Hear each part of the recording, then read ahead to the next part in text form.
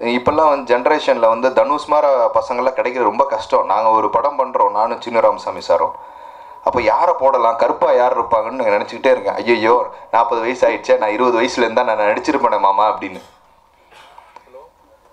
கிடைக்க மாட்டேங்கிறாங்க. உண்மையிலே சொல்கிறேன், கருப்பாக ஆர்டிஸ்ட் இல்லை. செக்கச்சவேன்னு புள்ளைய, அது இவங்க வேற என்ன பண்ணுறாங்க, நல்லா இருக்க தயாரிப்பாளரை புள்ளைய நல்லா கலராக பெற்று விட்டுறாங்க. அதனால அமுல் பேபி வேற வந்து நிற்குது. காட்டு கடப்பில் அடிச்சு கிடிச்சு போனால் தானே வந்து அது இப்படி நிற்கும், தம்பாக வந்து நிற்கும். அதனால நல்லா வந்து நல்ல சீரியஸாக சொல்கிறேன், எல்லாரும் ட்ரை பண்ணுங்க. ஏன்னா இன்னைக்கு வந்து கதை தான் வந்து ஹீரோ, கண்டென்ட் தான் ஹீரோ.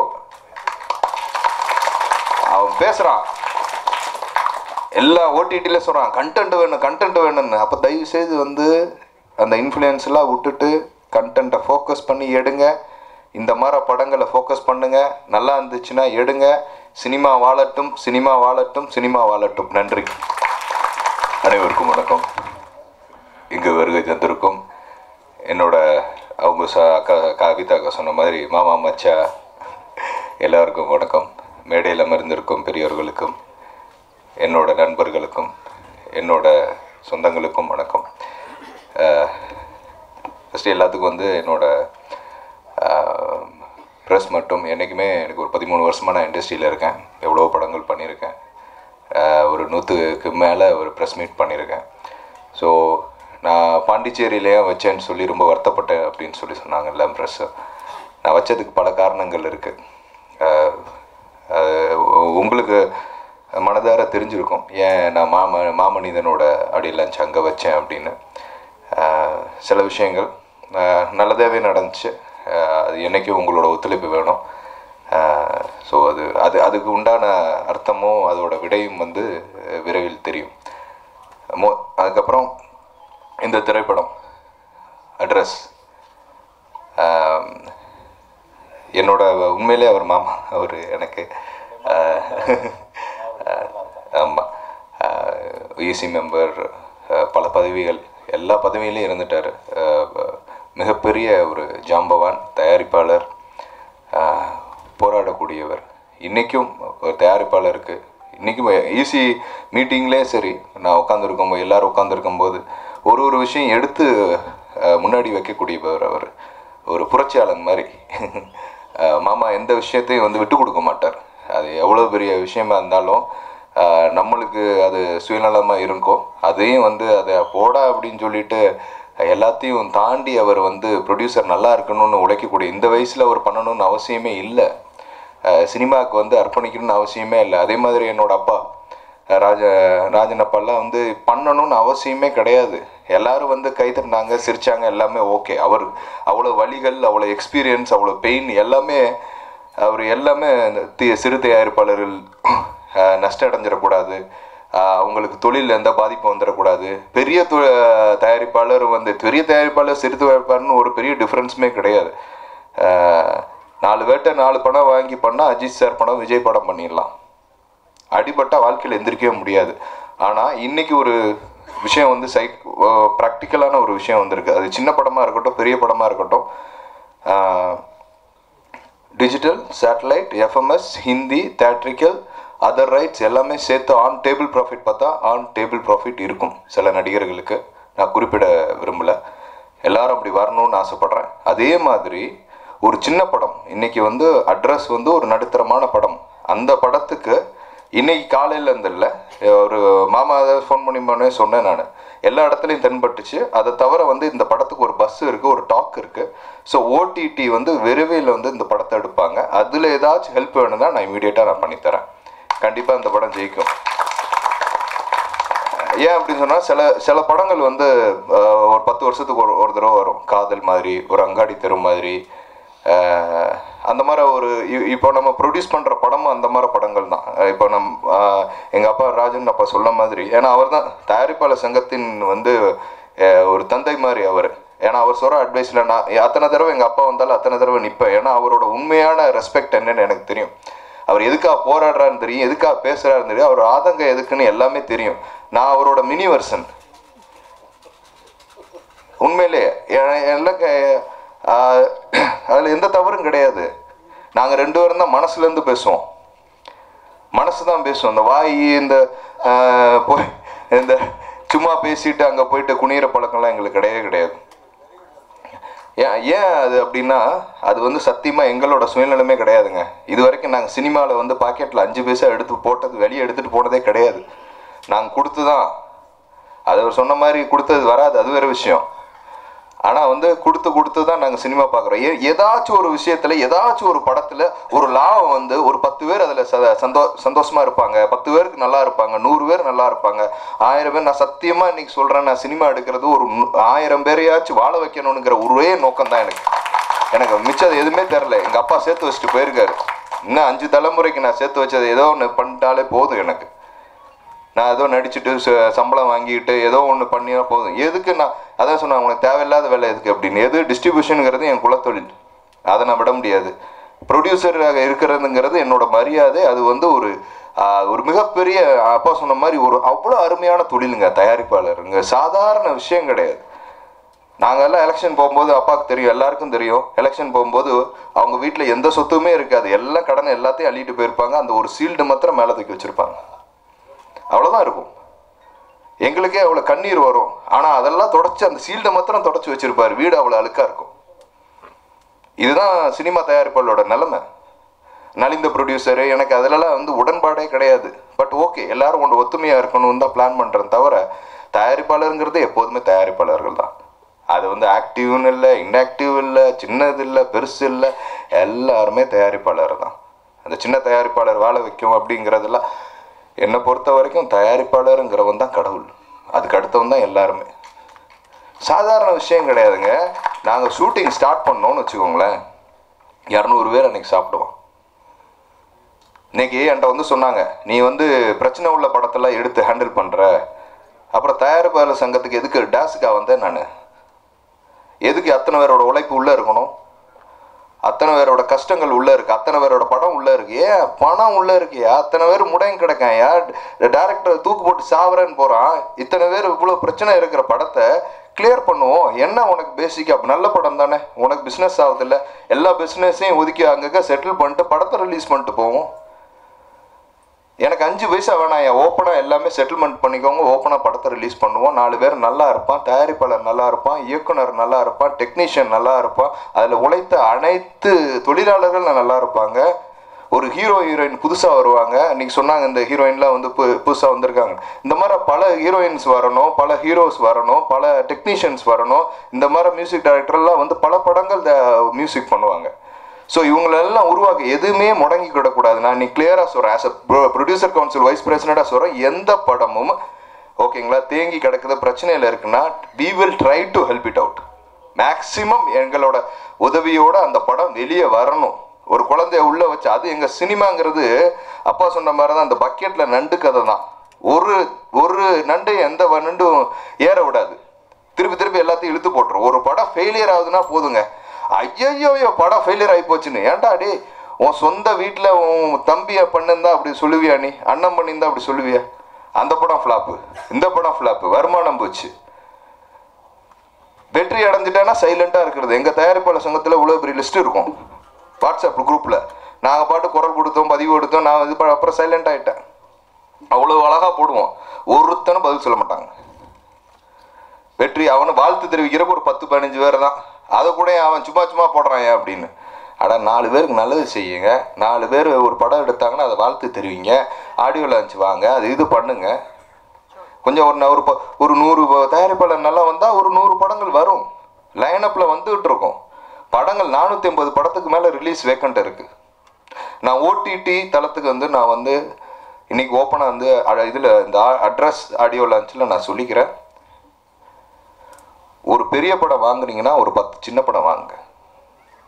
ஒரு பெரிய படத்தை ஏதோ ஒரு விஷயத்துக்காக வாங்கி அந்த படம் ஓடாமல் இருந்துச்சுன்னா அதுக்கு ஒரு 10 படம் வாங்கி அந்த 10 படம் ஹிட் ஆயிடுச்சுன்னா உங்களோட ரெவென்யூ என்ன? இந்த மாதிரி ஒரு 10 பேரோட குடும்பம் பிழைக்கும். தயவு செய்து ஓடிடி தளம், சேட்டிலைட் தளம், அந்த கான்டாக்ட்ஸு, நெட்வொர்க்கு, இந்த கடலை மிட்டாயெல்லாம் இந்த இதெல்லாம் வேணாம். நியாயமாக பாருங்கள், நாம படம் நல்லா இருந்துச்சுன்னா தயவு செய்து வாங்குங்க. இதனால் என் படத்தை நீங்கள் வாங்கலைன்னா கூட நான் கவலைப்பட மாட்டேன். நல்ல படமா, தரமான படமா, அட்ரஸா கியூப்ல போடுங்க, இல்லைனா வந்து விமியோவில் போடுங்க, படம் பாருங்க, நல்லா இருந்துச்சுன்னா தைரியமா வாங்க, அதுக்கு உண்டான ரியாக்ஷன் கிடைக்கும். படம் ஓடட்டும், ஓடினதுக்கு அப்புறம் வாங்குறோம் அப்படின்னு சொன்னோன்னா அப்போ பெரிய படமும் ஓடட்டும், அதுக்கப்புறம் வாங்க. இதுல பெரிய படம் சின்ன படம்னு எந்த டிஃபரன்ஷியேட்டும் கிடையாது. நல்ல படம் அவ்வளவுதான். எல்லாருமே எடுக்கிற உருவாக்குற ஒரு படமும் தன்னோட ஓன் குழந்தைங்க. கடன் வாங்கி அந்த இந்த படத்துல என்ன பிரச்சனை நடந்துச்சுன்னு இருக்கு. நைட்டு வரைக்கும் அவர் தூங்கல, எனக்கு ஃபோன் பண்ணார், மருமகனே மருமகனேன்னு. நான் வந்து நின்று எல்லாம் வந்து அவர் கூட நாங்கள் 2 பேரும் சேர்ந்து பண்ணோம். ஆமா இல்லையா மாமா? ஜாமீன் போட சொல்லாங்க, என் மாமாவுக்கு தானே, நான் போடுறேன், நான் தான் முதல்ல போட்டேன்.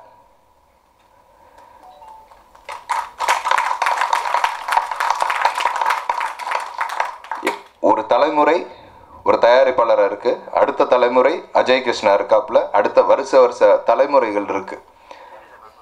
தயாரிக்கணும்னு ஆசைப்படுறாங்க, அதுக்கு நம்ம வந்து உதவியா இருக்கணும் தவிர நடுவில் வந்து தயாரிப்பாளர் தடுக்கக்கூடாது. இன்னைக்கு நல்லா இருக்கு சினிமா. எங்க அப்பா சொன்னது மாதிரி ரொம்ப நல்லா இருக்கு. எனக்கே ஆச்சரியமா இருக்கு, அவ்வளோ டிமாண்ட் இருக்கு ப்ராடக்ட்ஸுக்கு, அவ்வளோ கண்டென்ட் அள்ளி அள்ளி கொடுக்குறான். பாம்பேல போய் உட்காந்து அந்த 10 படம் எடு, 20 படம் எடு, அவ்வளோ சினிமாவுக்கு சப்போர்ட் பண்றாங்க. அதை ஒரு குறுகிய வட்டத்துக்குள்ள வச்சு அடைக்க வேணாம், பறக்க விடுங்க, எல்லாரையும் வாழ வைங்க. எல்லா ஓடிடி தளத்துக்கும் நல்ல நல்ல கண்டென்ட் கொடுங்க. இல்லை புதுசாக கான்டென்ட் வந்துச்சா, பாகா வந்திருக்காங்க, அவங்க ஒரு 10-20 படம் எடுக்கட்டும். சில கான்டாக்ட், சில இன்ஃப்ளூயன்ஸ், அது மட்டும்னு போகாம ஒரு நடுத்தரமா எல்லாத்துக்கும் ஒரு கனெக்டிவிட்டி மாதிரி அப்ரோச் பண்ணுறவங்களுக்கு ஒரு ஆக்சசிபிள் இருக்கிற மாதிரி சிஸ்டத்தை ஃபாலோ பண்ணி நீங்கள் வந்து உதவுனீங்கன்னா உங்களை கடவுளாக மதிப்பான். இதான் உண்மை. ஒரு ஓடிடி இந்த படத்தை வந்து டிஜிட்டல் வாங்கிட்டாங்கன்னா அது மிகப்பெரிய விஷயம். சேட்டலைட்டு இவ்வளோ விஷயங்கள் இருக்கு. ஏங்குறான், தவிக்கிறான், என்னை ஃபோன் பண்ணுறானுங்க எனக்கு. அதாவது நான் 2 நம்பர் 13 வருஷமாக வச்சுட்ருக்கேன், 15 வருஷமாக வச்சுட்ருக்கேன் என்னோட 2 நம்பர். என்னால் ஃபோனே அட்டன் பண்ண முடியல, சத்தியமாக சொல்கிறேன். என்னால் எல்லாமே சைலண்டில் தான் இருக்கு, என்னால் அட்டன் பண்ணவே முடியல. அத்தனை பேர் தம்பி இந்த ஹெல்ப்பா அந்த ஹெல்ப்பா அந்த பண்ணு. என் கடவுள் தயவுசெய்து சொல்கிறேன், என் கடவுள் எப்போ ஒரு 1000 கோடி 2000 கோடி கொடுத்துரு, நான் ஒரு நான் ஒரு ட்ரஸ்ட் ஆரம்பித்து நான் பிரித்து நான் படம் பண்ணி என் தொழிலாளர்களுக்கும் என்னோட தயாரிப்பாளர் ஃப்ரெண்ட்ஸுங்களும் பிரித்து கொடுத்துக்கிறேன். இதுக்காகவாச்சும் படம் ஓடட்டும். என்னோட விசித்திரன்லாம் வந்து நான் இப்போ உள்ள சூழ்நிலையில் வந்து ஒரு படத்தை எடுத்து தயாரித்து அதில் நடித்து டிஸ்ட்ரிபியூஷன் பண்ணுறதுங்கிறது சாதாரண விஷயம் கிடையாது. இதை நான் வந்து இத்தனை வருஷமாக பண்ணிகிட்டு இருக்கோம். அதனால எனக்கு இன்னைக்கு ஒரு விசித்திரனை கொண்டு போய் எங்கே சேர்க்கணும் அப்படின்னு. ஆனால் எனக்கே அந்த ஆட்டம் ஆடுது. அவ்வளவு ஸ்ட்ரெஸ் கொடுக்குறாங்க, அவ்வளவு சுற்றி வட்டாரத்தில் அவ்வளோ தூரம் கொடுக்குறாங்க. எங்கே நான் வளர்ந்தேன்னா, டே சத்தியமாக நான் வளர்ந்தா 1 பைசா நான் எடுத்துகிட்டு போக மாட்டேன்டா, டே நான் நல்லா இருப்பேன்டா. நாளைக்கே நான் தயாரிப்பாளர் சங்க தலைவரை வந்தால் கூடயும் எல்லா தயாரிப்பாளரும் நல்லா இருப்பாங்க, சத்தியமாக சொல்கிறேன். நான் யார் பேச்சையும் கேட்க மாட்டேன். இந்த ஃபோனை கூட நான் பட்டுன்னு என் தயாரிப்பாளருக்கு முடிவு இதுதான் நல்லதுன்னா அதை தான் செய்வேன். அத்தனை கிராஃப்ட் வந்து controlled by producer council. Producer is the god. இப்படி தான் இருக்கு. கேரளா சிஸ்டம் இப்படி தான் இருக்கு, ஆந்திரா சிஸ்டம் இப்படி தான் இருக்கு, எல்லா சிஸ்டமும் பாலிவுட் வரைக்கும் இருக்கு. சைனாவில் உள்ள கான்செப்டை நாங்கள் எடுத்து வச்சிருக்கோங்க. எப்படி ஒரு படம் சென்சார் பண்ணுறாங்க, படம் எடுக்கிறதுக்கு முன்னாடியே சென்சார் ஃபுல்லாக கிளாரிட்டியாக சினாப்சிஸ் கொடுத்து எல்லாமே பர்ஃபெக்டாக எடுத்து வச்சிருக்கோம். ஒரு கண்ட்ரியில இருக்கு. எல்லாத்தையும் தாண்டி நம்ம தமிழ் சினிமா மட்டும்தான் இப்போ இப்படி இருக்கு. நம்மளுக்கு தான் பிரச்சனை தவிர வேற எந்த ஸ்டேட்லையும் பாருங்க ரொம்ப கிளீனாக போயிட்டு இருக்கும். ரிலீஸ் ஆஃப் மூவிஸா கிளாரிட்டி இருக்கும், படம் எடுக்கிறதா படம் எடுத்து முடிஞ்சதுக்கப்புறம் பிஸ்னஸா எல்லாமே கிளாரிட்டியாக இருக்கும். தமிழில் மாத்திரம் தான் அங்கங்கேயும் அடிச்சுட்டு ஒரு முக்கியமான நபர் சொல்கிறாங்க, நம்ம போய் ஒரு ப்ராஜெக்டுக்காக பாம்பேல போய் உட்காந்து ஒரு இங்கே இருக்கிற தயாரிப்பாளர் ஐயா அவன் லவுட் ஸ்பீக்கரை வச்சுருக்கான், இதை பார்த்துக்கோங்க அப்படின்னு. ஐயா அப்பையெல்லாம் என்னப்பா சும்மா படம் எடுப்பாங்கப்பா அப்படின்னு. நாங்கள் அதில் அவங்க கரெக்டாக ஒத்து வர மாட்டாங்க அப்படின்னு. இவர் பெரிய வெண்ணை இவர் தெரிஞ்சுக்கிட்டார். இவர் எவ்வளோ பெரிய தயாரிப்பாளர்னு எனக்கு அவசியம் இல்லை சொல்லணும்னு. என்ன இதில் என்னையா அது ஒரு வாழ்த்தை தெரிவிச்சு நல்லா இருக்கட்டுமே, அவன் ஒரு 100 படம் எடுக்கட்டுமே. அப்பா அப்படியாப்பா சரிப்பா அவனோட ஜாயின் பண்ணிக்கோங்கப்பா, அவன் ஒரு 100 படம் எடுப்பாப்பா நல்லா இருக்கான்ப்பா அப்படின்னு. யாருமே விரும்பி கடனாளியாக ஆறுறது கிடையாது. ஒரு ஓட்டம். என்னால் உருவாக்கப்பட்ட ஒரு 4 விநியோகஸ்தர், விடியல் ராஜன் எல்லாம் இருக்காங்க, எல்லாத்துக்கும் தெரியும். ஒரு விஜய் படம் எடுக்கிறாங்க, நான் சொல்கிறேன் ஃபஸ்ட்டு படம் நான் எடுத்து பெரிய ஹிட்டு கொடுக்குறேன், ஹிட்டு கொடுத்துட்டு அதில் சம்பாதிக்கிறாங்க. அடுத்து ஒரு 4-5 படம் டிஸ்ட்ரிபியூஷன் பண்ணுறாங்க. அப்படியே கொஞ்சம் அகலக்கால் மாற என்னன்னா டக்குன்னு ஒரு 4 கோடி ரூபா சம்பாரிச்சிட மாட்டோமா, ஒரு 5 கோடி ரூபா சம்பாரிச்சிட மாட்டான்னு ஆசை. அடி வாங்குது, 4 இடத்துல வாங்கி போட்டு அந்த படத்தை வாங்குறான், மாட்டிக்குது. அது 10வது 20வது 30வது 40வது ஆளே காணா வீட்டில் இப்படி உட்காந்துருக்காங்க. இதுதான் இன்னைக்கு டிஸ்ட்ரிபியூஷனுங்கிறது சாதாரண விஷயம் கிடையாது. ஒரு இது மிஸ் ஆயிடுச்சு அப்படின்னு சொன்னா லாக்கு, அதுக்கு லாக் பண்றதுக்கு ஒரு டீம் அங்க கனெக்டடு, அவ்வளவுதான். அது படமே வராது, படம் வராதுன்னா அந்த செட்டில்மெண்ட்டு, அவங்க வீடை விற்று காடை விற்று எல்லாத்தையும் எடுத்து படத்தை ரிலீஸ் பண்ணால் கரெக்டான சோர்ஸ் கிடைக்கணும். சோர்ஸ் கிடைச்சதுக்கப்புறம் ரிலீஸ் பண்ணணும். ஆதங்கத்தை நான் வெளியே சொல்கிறதுக்கு என்றைக்கும் நான் தயங்க மாட்டேன். அந்த ஆதங்கத்தினால 4 விஷயம் நல்லது நடக்குது அப்படின்னு சொன்னால் அது நான் என் மேலே அடிவாங்கவும் நான் தயார். சில விஷயங்கள் அப்பா மாதிரி அவ்வளோ நான் வெளிப்படையாக அப்பா அவரெல்லாம் எக்ஸ்ட்ரீமாக வச்சிட்டோம். நாங்கள் எங்கள் கேட்டகரி முன்னாடி போர்ப்பட தளபதி மாதிரி அவர் முன்னாடி போயிடுவார். அவருக்கு பின்னாடி பேசுகிறவங்க எல்லாம் சீரியஸ் சார். அவர் என்றைக்குமே முன்னாடி போயிட்டு எல்லாத்தையும் காலி பண்ணிட்டு பின்னாடி நாங்களாம் வந்துட்டு இருப்போம். எங்களுக்கு கொஞ்சம் தான் விடுவார். அதையும் நாங்கள் க்ளோஸ் பண்ணிவிட்டு சினிமாவுக்கு ஒரு திரையை நாங்களே நல்லபடியாக உருவாக்கணுங்கிறத தான் அவர் ஒரு சீனியராகவும் நானும் ஒரு பின்னாடி இருக்கிற ஒரு மனிதனாகவும் நான் கேட்டுக்கிறேன். சினிமா ரொம்ப அழகாக இருக்கணும். இன்றைக்கி இந்த ப்ரெஸ் அவங்களாம் இருக்காங்க. ஒரு அட்ரஸுங்கிற ஒரு திரைப்படம், அந்த திரைப்படம் போய் சேரணும். அஜய் கிருஷ்ணா என்னோட மாப்பிள்ளைக்கு என்னோட வாழ்த்துக்கள். ஹீரோ தம்பி அவர் புதுசாக வந்திருக்காரு. அவரு என்னோட சொந்தக்காரர் தான். அவர் நல்லா ஒரு 4-5 படங்கள் நல்லா இப்போல்லாம் ஜென்ரேஷனில் தனுஷ் மாதிரி பசங்கள்லாம் கிடைக்கிறது ரொம்ப கஷ்டம். நாங்கள் ஒரு படம் பண்ணுறோம், நானும் சின்ன ராமசாமி சாரும்.